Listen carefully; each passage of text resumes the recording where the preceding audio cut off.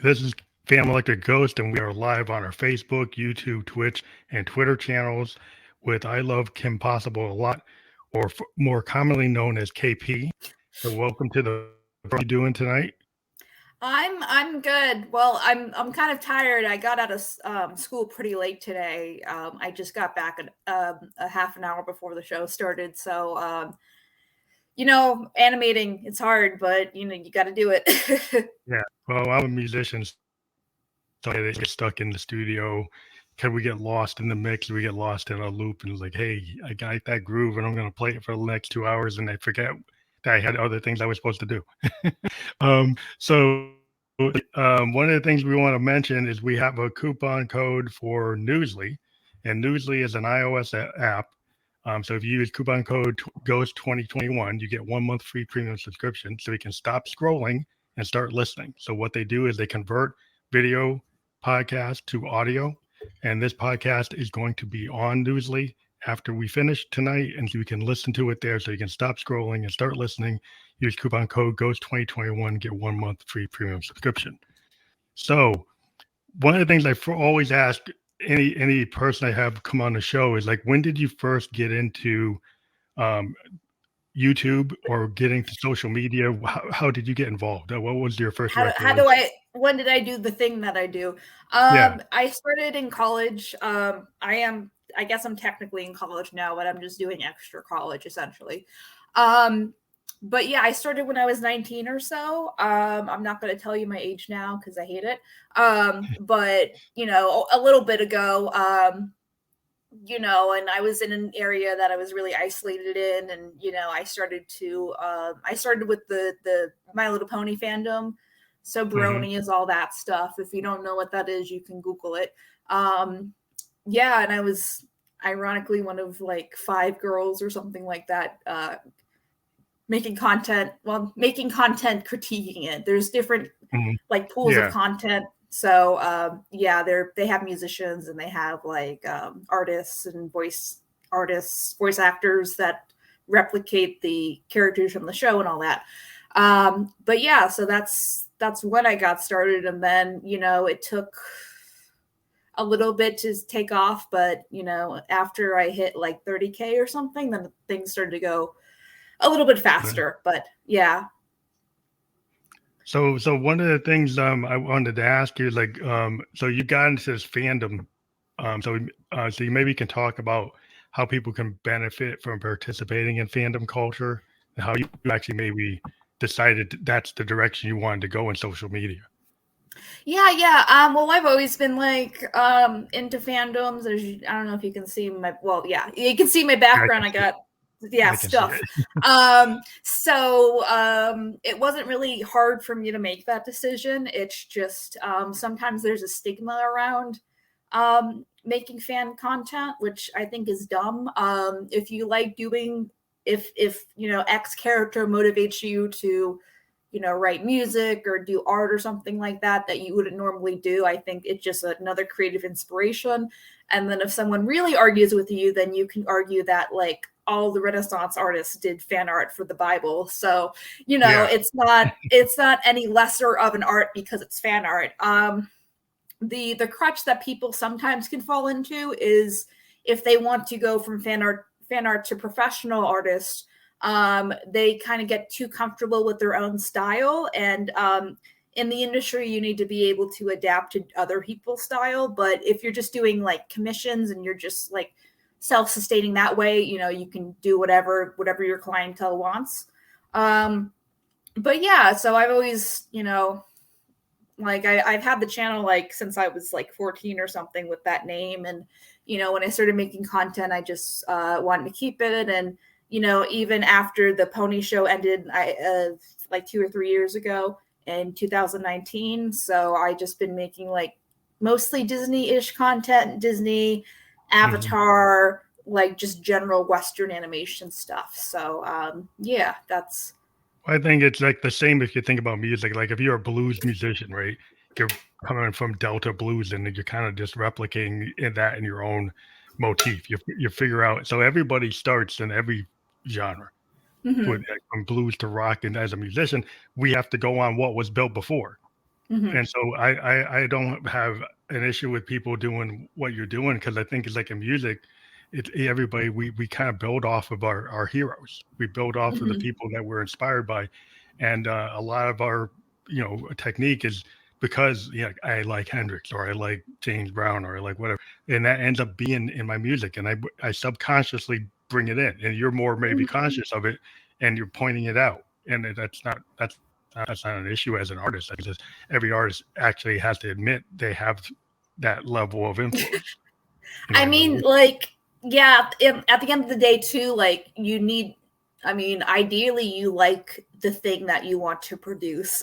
So even if it's subconscious or not, you're still kind of having those influences in the back of your head. And even when I do original stuff, like, which I don't really share a lot online, I, I still like my general artistic style of my own is like not pretty close, but pretty heavily inspired by the Steven ILoveKimPossibleAlot style, Mm-hmm. because that's just kind of my niche. But yeah, like, you need to be like passionate about the thing that you like, and usually that's kind of what pushes you over the edge. And I think some people, now that we have the internet and conventions and things, can kind of unabashedly like hone into on that stuff and just like channel it creatively. And I think it's great. I think it's a great outlet for people who just want to be influenced by art and cartoons or music or whatever it is. Well, I was a big comic book fan. I still am, and I was like very inspired by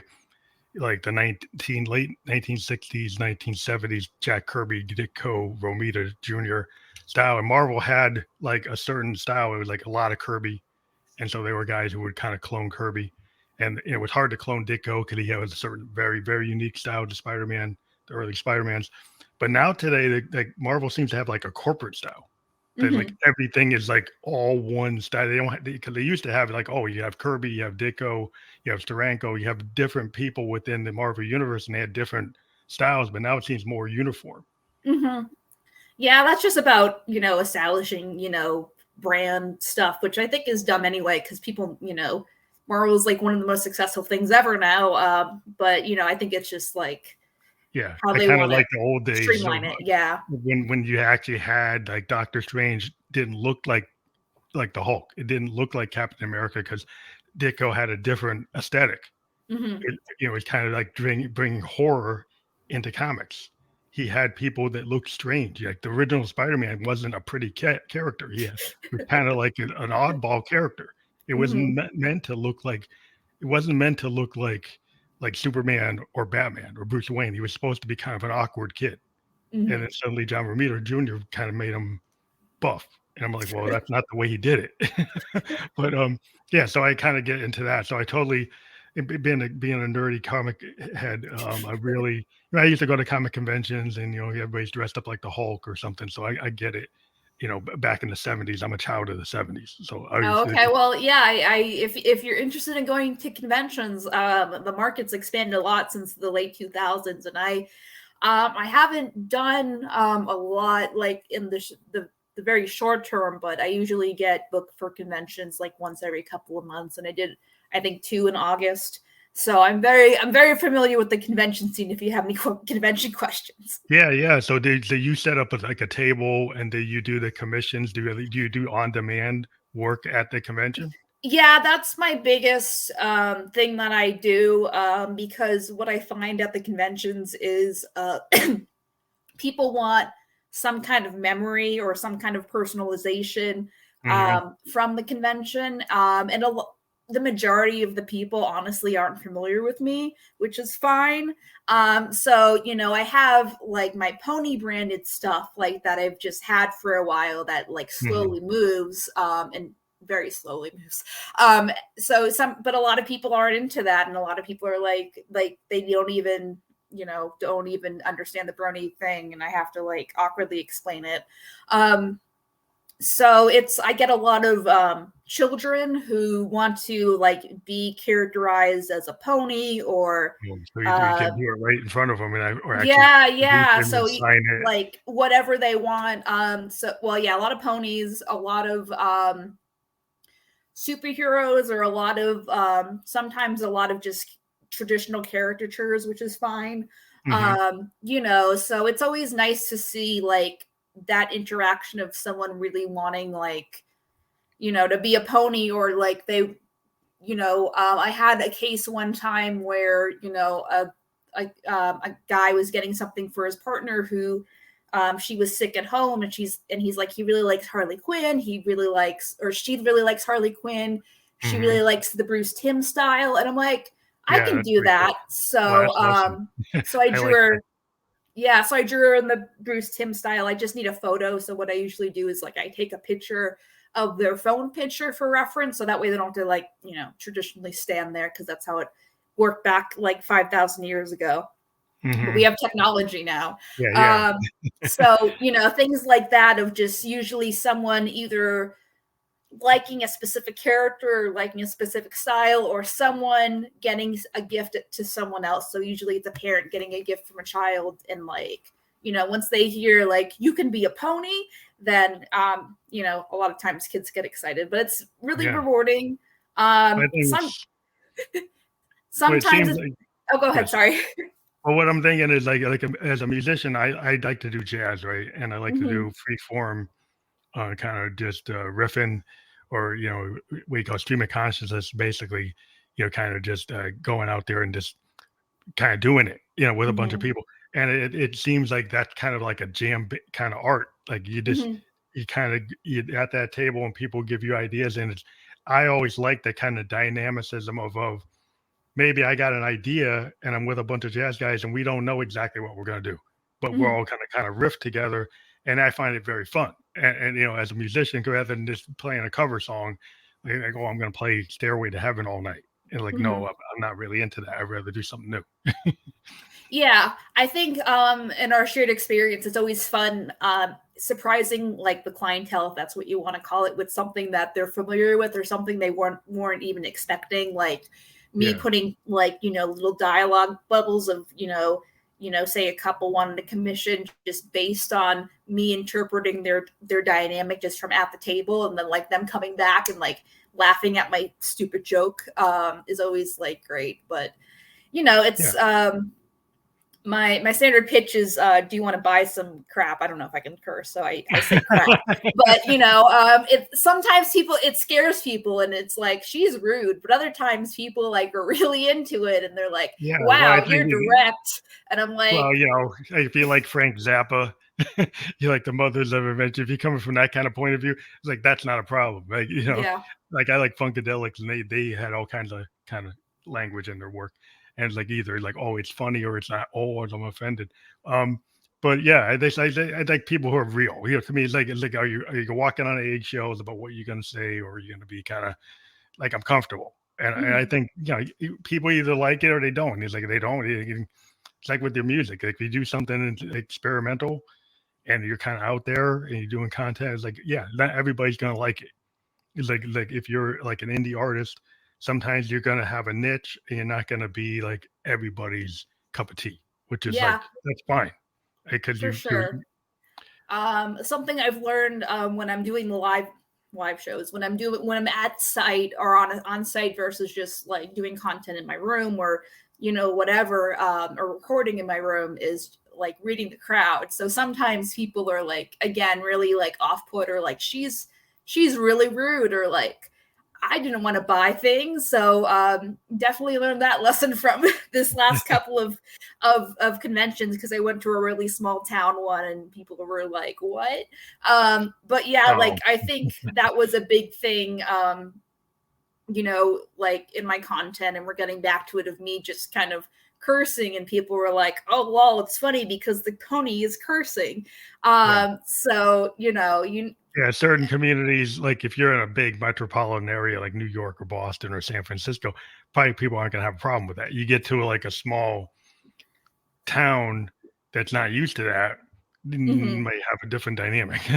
Yeah, for um, sure, for sure. yeah, compared to like if you're in the music and you're like, okay, you hit this little haven, and you were in New York City or in Los Angeles and you were doing gangster rap, it's like you show up at this other places, like they don't like that. Mhm. They're not gonna like that. So it's like you For better sure, for sure. read the crowd.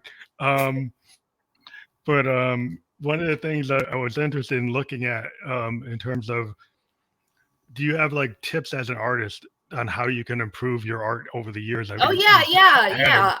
yeah. So yeah, like I said, I'm currently back in art school just to learn like programming stuff, like animation programs, because I have a Oh, hard time animation. doing that on my own. But like I also draw, like that happens to come with drawing a lot of naked people, which is fine. I've done that a lot before anyway. But you don't have to draw naked people, but I would definitely Well, it's recommend just part people of training, right?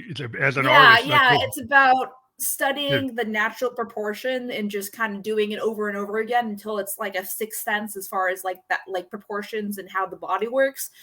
There's plenty of YouTube playlists. I think there's one called the Master Academy where people are like they're in their underwear or in a bathing suit or something. If you're really uncomfortable with the nudity, oh, so you can find models that you can actually go use that through the YouTube.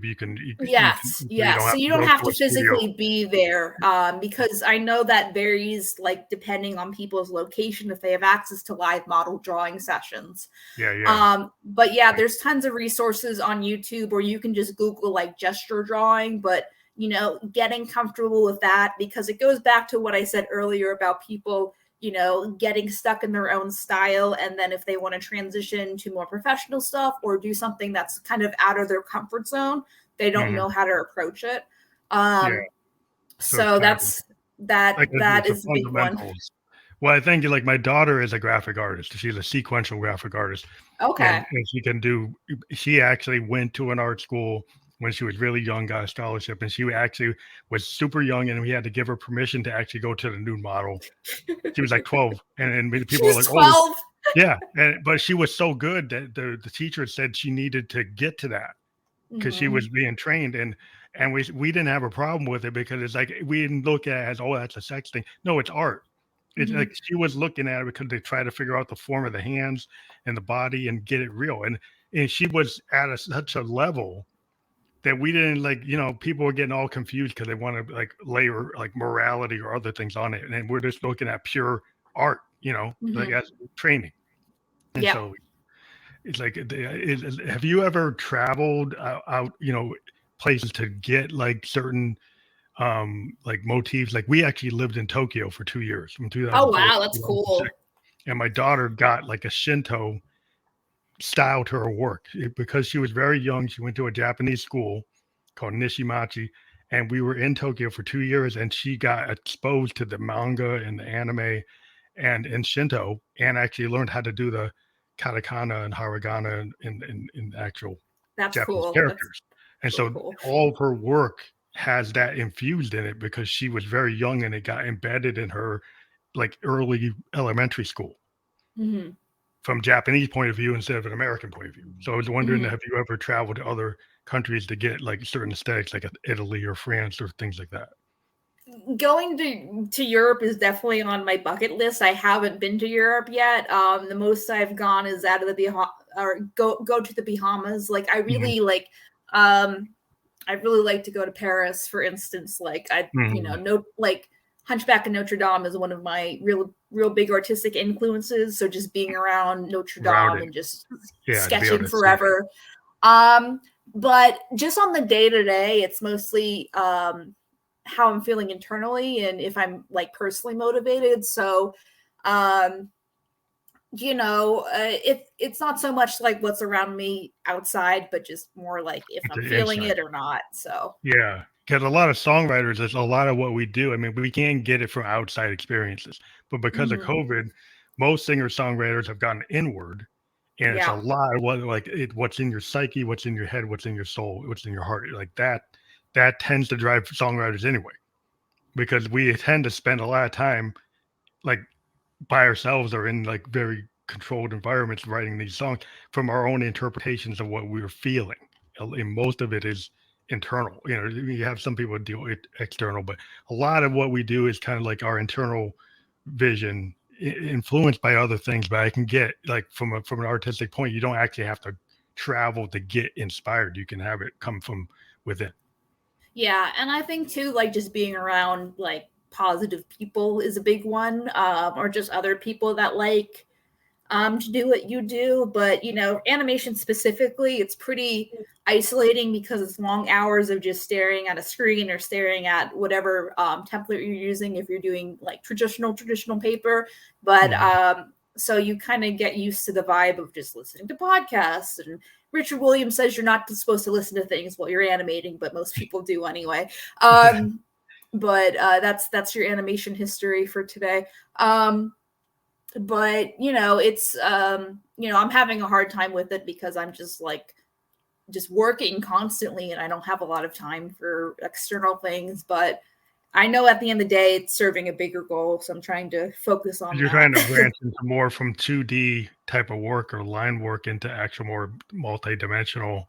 Yeah, I'm trying to get check all my boxes as far as like getting like the best portfolio I can. And I had to move back. I'm not with my parents, but close to my parents due to COVID. I was in LA for about 2 years, and I was just doing that, and that probably would have been the better option anyway, because there's a lot of better resources in LA that are more or less expensive if you can afford to live there. So it kind of balances it out. But just vibing a little bit now and trying to get through so I can get a job and go back. Yeah, because that's really like in the music industry, it's like New York and Los Angeles. That's like the two, like you go for different reasons, like different vibes, but it's still like those art communities is more opportunity. Yeah, if you're like if you're a session player or producer, you're gonna get more work if you're in the hardware that industry is. You're gonna find more opportunities. Yeah, and just for the short term for me, like it's at the end of the day, it's just about kind of being with my people and just being in a saturated by people that are like you, and like having access to Disneyland and just like having access to people that really get what's going on in the industry. And that's really hard to find. Those pockets are really hard to find if you're not in LA, or like New York has a big art scene, but like its animation scene is kind of from what my understanding. So so it's kind of like COVID's been nice as far as diversifying and making animating from home or working from home more viable for people that aren't in there. But I think like emotionally and mentally, like I just do better when I'm out there and have access to better friends. I remember watching like some documentary about like Fleischer Studios and like Popeyes. And like the way it was kind of built like a factory. And like Jack Kirby, one of my favorite artists as a kid, when he was like in his teens, he actually was in one of those studios working on Popeye before he got to DC and Marvel. And he had said it was like, well, it's really factory like. It was like they were like historically, the men would be the traditional animators, and then the women would paint the cells of the animation, and like take pictures of like the cells with the backgrounds and stuff like that, because women weren't talented enough to be doing the the rough animation, the big heavy stuff. So it's interesting to see how that's changing, because the industry is now slowly being more women driven and dominated. So that's cool. Well, it's a good in any industry when we have people who've been kind of left out, and then you kind of break through. It's really important to be able to have your voice.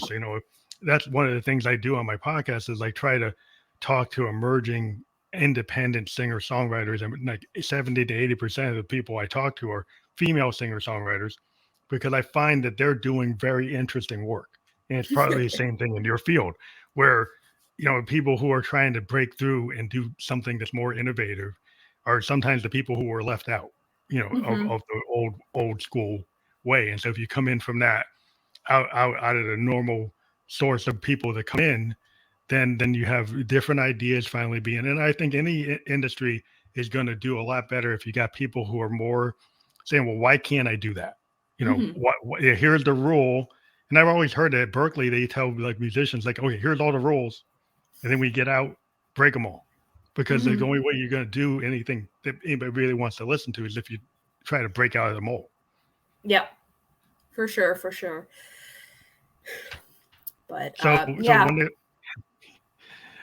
So in terms of how YouTube works, because you've been very good at, getting Not engagement. lately, but in Well, general, I previously, try. that's like your history based on what I read. You had really Yeah. good engagement. And was that like just did you plan that, or did it just happened, or you kind of rode the wave? Can you kind of tell A people? little bit of all of that. Like once I was starting to gain traction, I like just did the best that I could strategically to try to ride things and try to like grow and treat it like a business, even though it's not a business. I've always been nonprofit. That will probably change soon-ish, Mhm. but for now, it's always I always just been doing it because I like doing it. So like one of the things I did from the get-go was develop a production team to help me make content and to make content faster. And that's how I've always been doing it. And it's also better because it's like I don't have to be alone, making content while I'm also alone animating. But especially like I got PTSD in 2016, so it's been helpful in that way of like, oh, I don't have to do everything. Like I can just Mhm. do X, Y, and other people can help me, so I can take time if I need it to like de-stress or deal with my Yeah. BS, which happens more than I would like. But yeah, and then So, after the pony show ended, so like the two. Um, 2016, like what caused it was this big like fake controversy, thing that I've covered on my channel already. And that kind of like drew it down. I had no idea how to handle it. On hindsight, I'd like, address it and debunk it like straight out because people love that kind of stuff. But after like it kind of started going down, and then now we're at a stage where the pony show is over and they have a new generation. And a lot of the old guard are either really sticking hardcore to the ponies, even though their views are going down, or people like me who are kind of just like doing everything, throwing tomatoes at the wall and seeing what sticks. And I've had kind of trouble getting stuff to stick. So artistically, it can be really draining to spend like 20 minutes to make a 20-minute video, and then it do like such a small percentage compared to like historically how the pony videos used to do. mhm. I try not to internalize and to think about it too much, but like um it can be hard, and especially like when I'm at conventions. A lot of people who do recognize me are like, oh, I used to watch you all the time when you made My Little Pony stuff. And then I awkwardly say, oh, watch me again, I'm still making content. And that's a good like 60 to 70% of my interaction. So I'd really like, hey, if you're listening to my subscribe. But Yeah. I'm It's I'm it can be hard, but yeah. Yeah, it's hard to because there's always a cycle. Like in musicians, we sometimes run into that cycle because you could be like, a 17-year-old musician in your first band and you have the big hit Hmm. and you're known for that, right? And then you try to engage on other things, and then everybody keeps on going back to your big hit. And then you could Yeah. end spending like 20 years with like your biggest hit was when you were 17 and Yeah. you're 28 or you're 44, and you keep on having to go back to that because that's the way the industry is. It's like Yeah. sometimes you're not able to have 4 or 5 hits. You may have one major, and then that keeps you out there, and you have Hmm. to kind of learn how to deal with it, and you find ways to still do new things. But it's like, yeah, sometimes you have like a zenith point where you hit, and then you have to like, well, I still want to be here, so I will take advantage of that and use that to fund my other things. Hmm. So Yeah, for that sure. it's kind of like a hard thing to deal with. But sometimes if you actually come to terms with it and realize that, okay, yeah, you can kind of find a way to kind of find a niche and a Yeah. level that you Yeah. can be. So I mean, like I've been trying to kind of plow through and figure out what's next. We have a couple of bigger projects. Like, well, I've been working on this Lion King thing that will hopefully be done like eventually. But for the short term, like we just wrapped, and by just like maybe a month ago, we finished a Treasure Planet reanimation where Okay, we I don't know if people don't know what they are. Basically, you take a scene from a movie and then you break the scene up, and then you give like a 5-second shot to an animator and then another 5-minute or second shot to another animator, and they approach it in their own artistic style, and then you put it all together. So that's been in production for like probably 2 years or so. Like it should have been done much faster, but I had to kind of jump on people to make sure like we're either going or not. You're either like was that because of COVID? Did COVID slow it down, or was this other No, thing? I think I gave I was too hands off as far as like making those harder decisions as far as is X person communicating? Is X person like telling us what's going on? Or do we just have to move on and replace them kind of thing? And that's hard when you're doing nonprofit work because you don't want to mess up anyone's day or anything. But like also at the end of the day, you have a responsibility to the people who did submit their stuff on time to finish the project. You still have to run it like a business, even though you might not, a profitable business, you can you can fire somebody because they're getting paid. I guess if you're dealing with it, you still have to maybe let people go, and it's harder to have those decisions. Yeah. Like there was an instance where one of someone on the project was having a lot of different delays, and I think she got COVID, and her power went out and stuff like that. And I was like, but she kept on saying, "Oh, we'll be done this day." Oh no, it can't. Oh, it'll be done this day. And I'm like, yo, like we gotta just cut this because it's not. I'm not blaming you for getting COVID or all this stuff, but the thing is, you're not communicating clearly enough. You got to make a decision. Like if you're doing, we run into it in music, like people commit to a project, and then every time you have rehearsal, they're late or they don't show up or they don't do their part, and he's like, well, we need a new bass player. Yeah, that bass part's not coming out the way we wanted it. Like even when you're doing in school or you're doing nonprofit work, there's still some level of professionalism involved, or else like stuff isn't just going to get done at the end of the day. Well, you gotta have your end state product. Like as a musician, like with that band, when we go on stage, everybody's got to play that song on a team. Mm-hmm. And when you're doing your project, you're putting together that film, video, everybody's got to work as a team. And if people don't do their piece, then it's not going to come out as a whole. So I think any artist can understand when you have to work with other artists, there's got to be that collaboration where it's going to work right, as a unit, or how are you going to actually get to the end goal? Mm-hmm. Yeah, things aren't going to get done. So. And I get it too, like as someone who has to deal with a lot of mental health issues, like things happen, but like at the end of the day, like my thing is just like, I don't care what happened, like grandma's sick or something like that, but are you being active and communicating it, or are you waiting till like the due date and saying, oh, my dog has a cold? And I'm just like, why didn't you say something sooner, Yeah, well, that's just being proactive. I'm a producer, right? So if everybody knows we got a target for a record and you set that target, and then people miss rehearsals and people don't send their stuff and they don't do the revisions or they don't show up for the mass. So it's like, well, how are we going to hit the date if you keep on blowing through the deadlines because you come up with excuses? You do have to have a level of discipline. People think musicians are always just partying all the time. We have a level of discipline to be able to get something out, right? And if you can do other things, but you still have to have the discipline to actually get that one thing that you're supposed to do and do it. So it's like you can't keep on blowing it off, or how are you going to get it done? It takes you 1 year to do one song, and like that's not very productive. As a musician, we tend to, in this day and age, we have to do like one song a month in order to engage our audience, or we lose our audience. So it's like it's a totally different world, and we have to be a little bit more disciplined and put out more material. So your stuff takes a lot longer to do. So that's a lot more. So if you're planning it out, you're trying to do multiple projects. It must be hard if you miss deadlines, then you got to go back to something that you thought was done, right?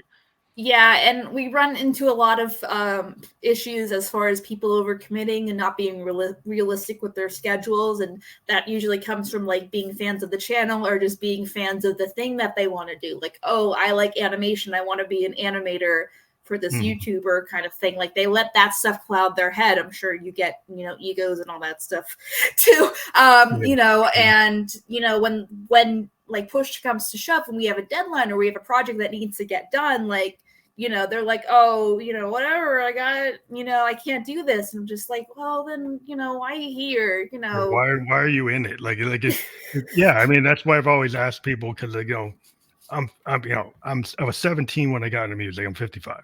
I stayed dedicated. I keep on putting albums out. There are guys when I was 17 said they wanted to do it, but as soon as they didn't get a record contract or they didn't get where they wanted to go, or their wife or their girlfriend said, stop doing that stuff, then they dropped out. And it's like, so you have to be kind of, I want to do music because I love it. Like whether it does well or not, doesn't matter.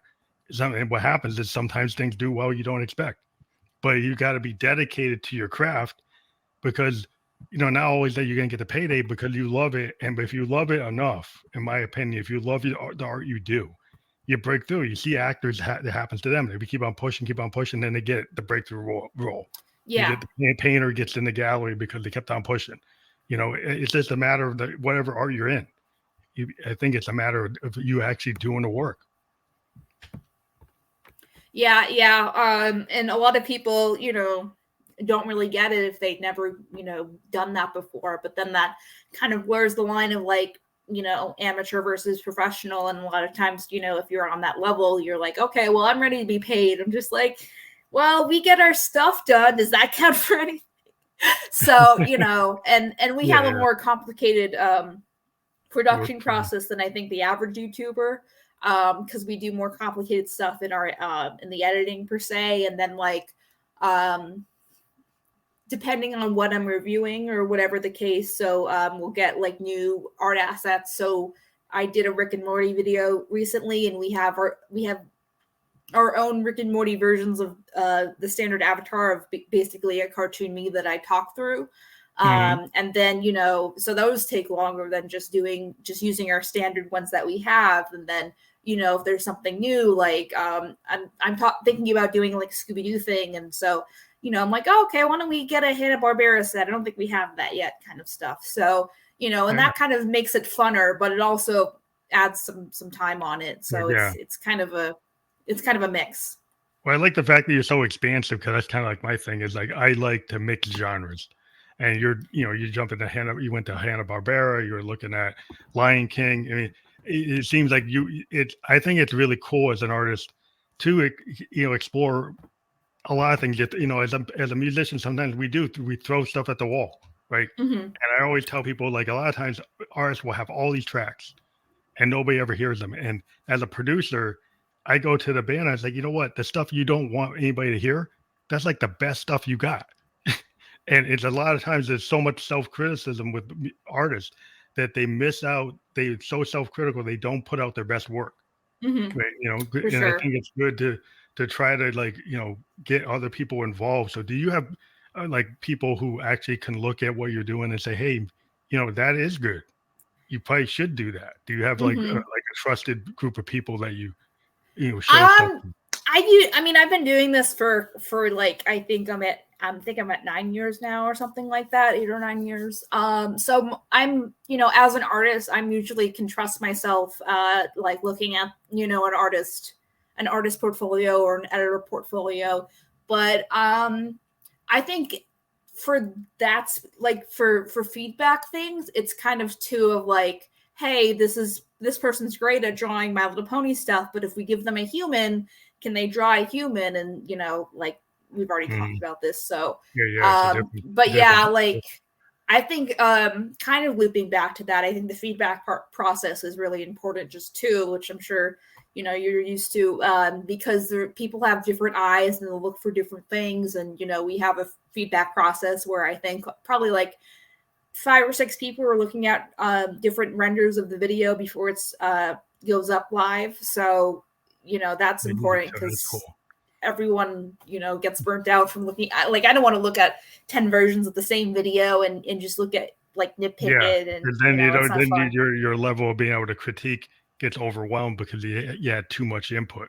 So it's kind of good to kind of, like, when you're producing, I was like, I've been listening to this mix all day, and I might think it's the best thing in the world, and they got to give it to somebody else. And it's like, oh, and then they actually hear something I'm missing because I'm listening. I'm too stuck in it, and you Mm-hmm. gotta get somebody who's not stuck in it to actually go and give a different opinion.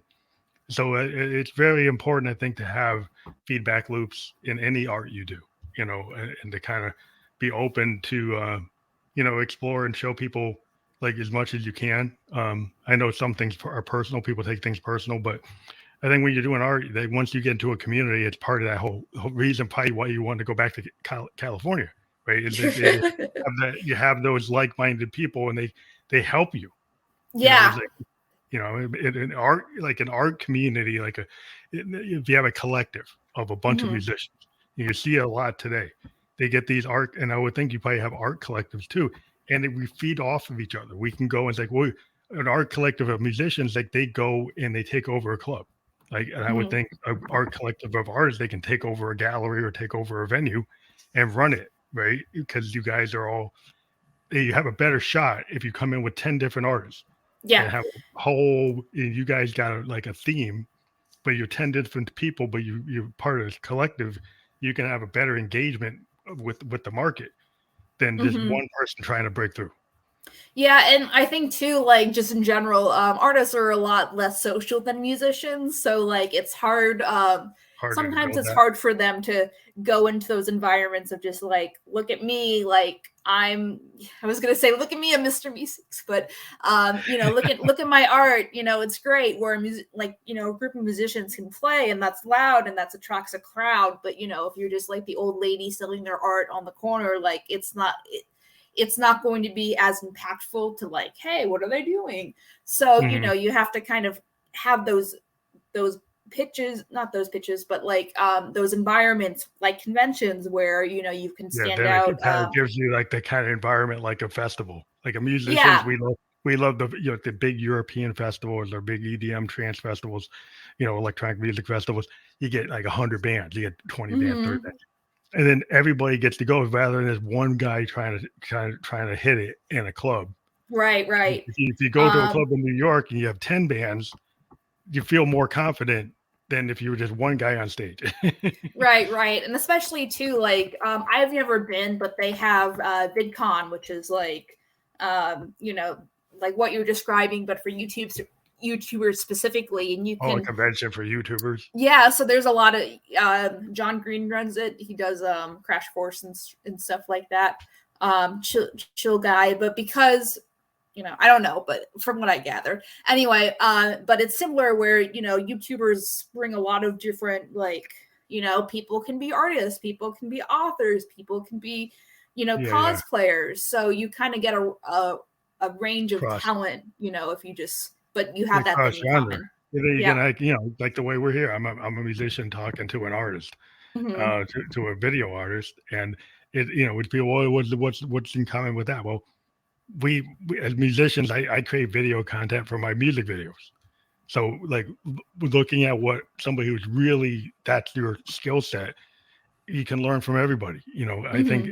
and just as a podcaster, I decided I had to branch out to not just talk to musicians or I'm only going to get my audience so big. So Hmm. I started to realize I should talk to influencers and mentors and other types of artists that aren't just musicians, like actors and film directors. And I started opening up a wider space. And I think this whole idea of being more expansive. If you're Hmm. going to try to hit the market, and like the way you're talking about throwing things at the wall, as a podcaster, it's the same thing. We have Hmm. to, like I said, you could have started, well, I'm only going to talk to rock bands. And Hmm. then you open it up, oh, I'm talking to EDM and I'm talking to country music. And then, oh, well, now I'm going to talk to actors and I'm going to talk to models. It's like, you have to kind of figure out, like, hey, I should be more entertainment, not just music, but like everything. Hmm.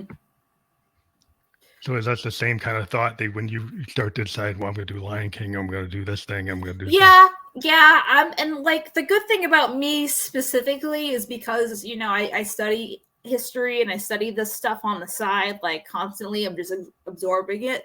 Like I don't have to do a lot of research because I just can throw up some of this stuff. Like the Scooby Doo video that I might do like I know a lot about like I can break it down without really having to cite my sources just because it's just something that I've been inhaling. So but yeah, it's interesting as like an artist studying art, if that, to your point. But it's nice. It's nice to kind of, explore, those different aspects where if I was just doing original stuff on my own without YouTube, it wouldn't be as fun. Or even if I was just doing original projects, like I can't talk about, or, I don't have a space to like analyze characters or things like that. So YouTube has been really nice as far as a creative outlet for me, because I have these thoughts anyway. I'm really busy right now, but in general, if I go too long without making a video, like my head just spins because I need to like throw up this information that's just I'm thinking about. But yeah, it's fun, and it's nice also to like on the channel we make our own animations, so they're every once in a while kind of things, and that's also like I can dip my hands in whatever, aspect I want, assuming I have people that will work with me to do so. There was one thing I was wondering about, because I've noticed, like, and I don't know, maybe I'm making the wrong assumption, but it seems like when I was a child of the 70s, like Hanna-Barbera was coming out like new cartoon ideas like every season. They'd have like a new character. And it seems like the development of new characters seems to have dropped off, and there's a lot of reboots. Seems to be less new characters being developed, and if they're being developed, they're off to the side in some indie world, and they're not what used to be like a normal Saturday morning TV. You don't see very new ideas a lot anymore. Well, I think too, people aren't looking at the original ideas a lot of the time. They're already like, if they're rebooting, like they just rebooted Proud Family like a year or two ago. I don't know, whenever it came out. People are already invested in that because they've, like all the way from the beginning of development, because they're just like, hey, it's that thing that I like. They're making more. Where if it's an original concept or original show, that thing is not going to get the press all the way from beginning of development to like air date, because people like who are into animation, for instance, if it's a cartoon show, will be interested if like a creator from X thing, like Jendy Tartakovsky and Primal is an example. He actually did something new, Sorry, go ahead. No, but I was like very impressed. But I like everything he does, and then I saw, then it's, oh, this is really cool. That would have been cool if it was actually on Cartoon Network, but a wider audience could see it. But it was like that's that kind of thing. I used to, as a kid, I would see these new characters getting introduced, and I don't see them as much. That's how it was. I guess it's harder. I mean, he has a big name, so he could do it. But it seems like it doesn't happen as much as it did in the 70s. Yeah, maybe people don't support it. Maybe they don't have the funding for it anymore. Well, for Hanna-Barbera, generally, so that was kind of when the establishment of like, animation being for kids, was first like again established, because Hanna-Barbera does a lot of recycling in their animation. They're not known for having the best quality animation. They're known for just throwing stuff up or just taking. Disney's done it too, but like I think Hanna-Barbera has a bigger, is more guilty of it per se. So like say, you can take a character like Scooby-Doo, and who's also already pretty similar to a character, the Jetsons dog Astro. They're basically the same character, but they're a different color palette. So like you can take your Scooby frames and just recolor them to be Astro, and then you save, you save time. So it's kind of that attitude, and kids didn't mind that as much as adults who noticed it and said like, hey, this is kind of cheap looking, So because Hanna-Barbera overproduced in the 70s, the 60s and 70s, that's kind of where that animation is just for kids kind of came from. But that's weird, because then you have the whole thing in Japan with the anime, and I'm living there. I got into all this stuff. I got into like Robotech, and I got into Cowboy Bebop and Bleach and all that stuff. But it was just like the fact that you go on a train and the salaryman in the suit and tie is reading Bleach. He's reading Naruto. And it wasn't a problem that they didn't think of it as stuff for kids. And actually the content in Japan was very adult in these animes. Mm-hmm. And the manga was very adult too. And what came over, we got edited versions. Like the whole thing with Battle of the Planets versus Gotcha Man. I don't know if you ever got into that, but there was a show called Gotcha Man that got converted to Battle of the Planets. They used to cut out 15 minutes of it for the U.S. version because it was too violent. Mm-hmm. Well, other countries, especially Japan and Europe, are usually because they're already really influenced by art anyway. They've grown to be more accepting. Like even like the Disney stuff, and like I had a friend who went to Europe over Christmas and brought me back some Lion King stuff, and she was like, "Yeah, it's a lot more." Sophisticated product line than compared to America, because they're not just catering just to kids. They don't have to dress up the characters in pretty colors and stuff like that, or oversaturate them to get a kid to buy a toy. It's just like for everyone. So like all my stuff, is just like, just black line art with the characters and the logos and stuff like that, where anyone can wear them. And I wish that would change. It's getting better, with the rise of Rick and Morty and like more adult stuff. People are kind of like Adult accepting Swim had, it. Like the level of content. Yep, The Simpsons has been a big outlier, but now the problem is adult animation has to be crude, and which isn't necessarily true. Yeah, maybe it's a little too crude. Yeah, so like what I really liked about the My Little Pony demographic thing is that it was just a sophisticated show as far as like the characters being written well, the plots, for the most part being complex.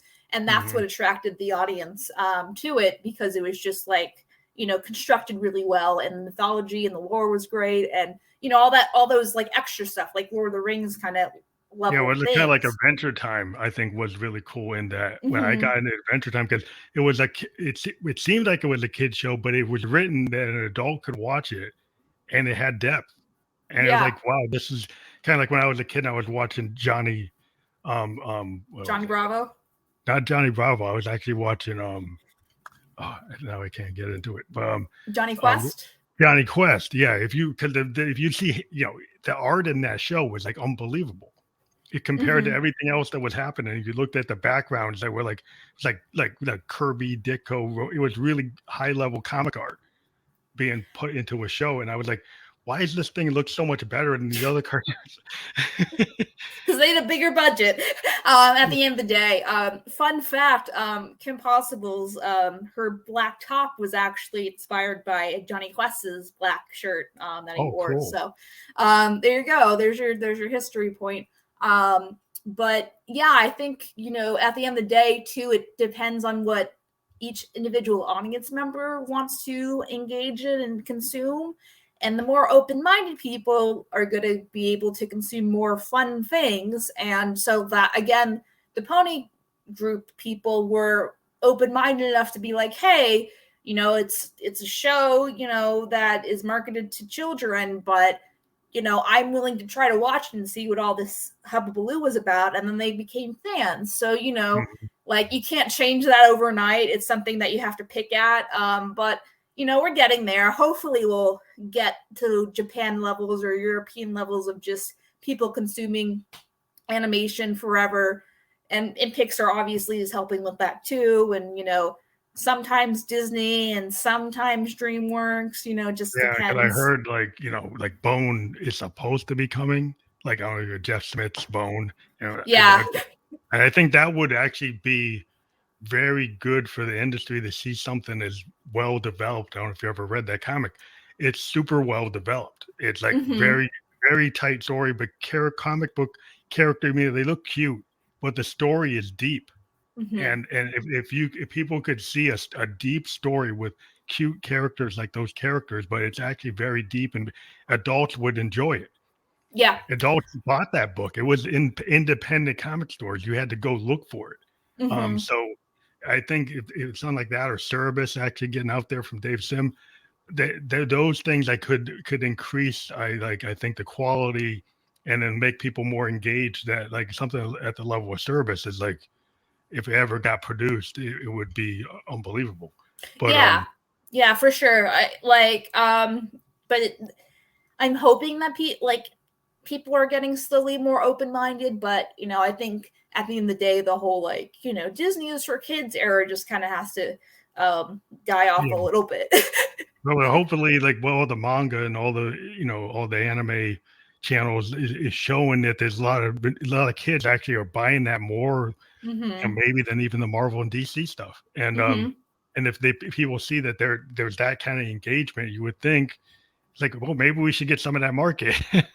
Well, I mean, and that's the big draw of anime is because they have more sophisticated stories than, because you have the little kid cartoon stuff like Nickelodeon and Disney Channel, and then you get to, again, like Rick and Morty and The Simpsons. So because, anime can kind of cater for the in-between, or even if you want to get more violent and stuff, then it kind of attracts that audience. But old white people, old white guys who are the executive producers at specific companies are afraid to take risk on something that might be bloody or something that might not be the norm. You can look at Pokemon. So. I mean, Pokemon is an anime that's like a kid anime, but adults play. If you see who plays Pokemon games, they're like 25 to 40, 50 years old. People are at that age, they're not kids. The people buying those Nintendo games are older people, than kids. Kids buy them, but there's a very big YouTuber audience of Pokemon fans that are not just 12 years old. They're like in their mid-20s. So you would think that you could engage that. Yeah. But the thing with Pokemon specifically is because it's multi-generational, and people it grew up at the people that are playing it now for the most part have a nostalgic attachment to it. So again, we got to get them young, and keep them and keep them. And my whole thing too is about you don't have to just watch Kim Possible or watch your favorite Disney movie and just put it down and not forget about it. You can bring those elements into your life, and you can also just consume continue to consume it if it makes you happy, or you can always put it on the background. It doesn't have to be a one and done kind of thing. And it doesn't have to be something that was just your childhood thing. It actually becomes a part of you. I think like a comic book fan, I was 12 years old when I got into Captain America and X-Men, but I'm still 55. I still like it. And Marvel has been able to engage that what was thought of as a kid thing. And engage it to now adults go to see these Marvel movies and they're super engaged, and they're not really trying to act like it's some kiddie thing. The stories are kind of deep, that people die. People get killed. It's not just, everybody's going to survive. That's not how it is. And so they've actually engaged an adult audience with an idea that was a kid idea initially. But it's not anymore. So I've talked a lot about, on my channel about how Disney Plus is a really great positive thing, where because there's not a box office or ratings minimum, they can just they're YouTubers now, so they can just spit out content and have people watch it and not have to worry about making money because they're already making money off the service. So it Hocus Pocus 2 and the Proud Family and those kind of things that were risky issues or risky projects, to put Hocus Pocus 2 in theaters or put it on the Disney Channel. You don't know how these things will fare, but if you want to just stick it on Disney Plus and just promote it, and just if it sucks, it's not that big of a deal, Well, it gives another outlet for animation. I've been my daughter, because she's into art, has been really into watching a lot of more independent films showing up on Netflix and Hulu and Disney Plus and all these other channels, that they're finding places to put some ideas that may not have got through. They're finally finding a place on the cable or on the satellite networks to get engagement for ideas that maybe wouldn't get on to Cartoon Network or Nickelodeon, Yeah. And it's nice that we have streaming available. And I wish, I wish I had Disney Plus when I was, a child, and like, because we're directly, by what we watch, we're directly voting on, what kind of content Disney makes, like, or what kind of content they want PR wise. Like, they're making a Tiana show from like The Princess and the Frog, and that's historically not like the hottest movie, but they're doing it like for the PR reasons, and they're doing it because they're not so worried about the ratings or stuff, because it's just another thing to exist that people can watch. So it's interesting to see. Yeah, I loved about the 70s is they'd let a show have a chance. Mm-hmm. Being a child of the 70s, I had to see some pretty cool shows that didn't get canceled after like 2 shows. Like 2 episodes and then it's done. Yeah, they got to actually see some cool things. And this thing, sometimes they've got to be, just like in the record industry, you would get an act and they could have 3 albums, mm-hmm. and then they drop them, maybe even 5 albums, then they drop them. But at least they got to do it, right? Mm-hmm. And in the world today, sometimes like you don't get the opportunity to kind of try to find that your swing, mm-hmm. because I think sometimes it's got to be a hit right off the bat. Well, sometimes things had to grow, in order for people to actually find it. Like Star Trek, it was I was going to say, like, Star Trek's the prime example of that. Would have never made it past season 1 in today's mm-hmm. world. Yeah, because the engagement was super low, and it's one of the most, look at a big franchise they got built. So maybe you could learn a lesson, maybe. For people who make those decisions, watch the podcast, maybe think about it. Well, if anyone works at Disney, like, hit me up. Yeah, well, just say like we need fresh ideas.